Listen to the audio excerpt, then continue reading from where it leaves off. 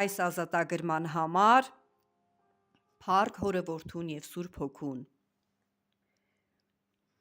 Սիրելիներ, արեք այս աղոթքը անհատապես ձեր աղոթքի սենյակում, ես սա կարճ տարբերակով ներկայացրի ձեզ և ինչպես ձեր ներսի Սուրբ Հոգին կառաջնորդի,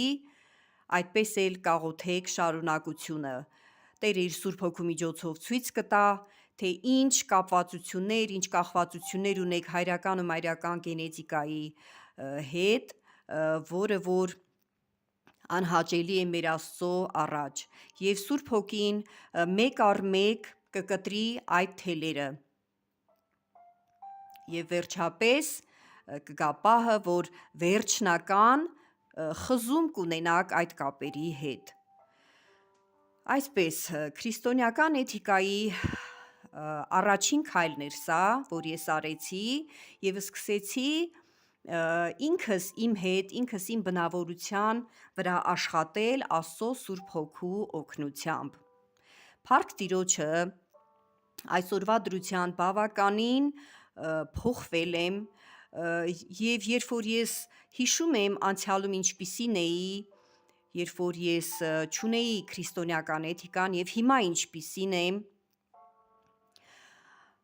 փառավորվի իմ երկնավոր Հայրս, փառավորվի Հայրը, Որդին, Սուրբ Հոգին, այս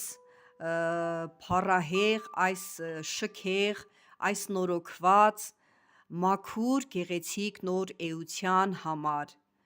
որը որ օրըստօրե բարձրանում է իմ մեջ, սա Հիսուս Քրիստոսի բնավորությունն է, Հիսուս Քրիստոսի էությունն է,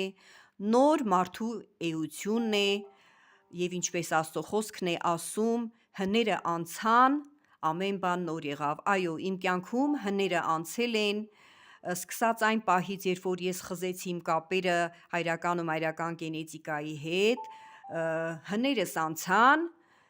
Ադամը մնաց անցյալում, այդ կամուրջը այրված է, և հիմա ես ապրում եմ նոր մարդով, իմ մեջ բարձրանում է Հիսուս Քրիստոսը,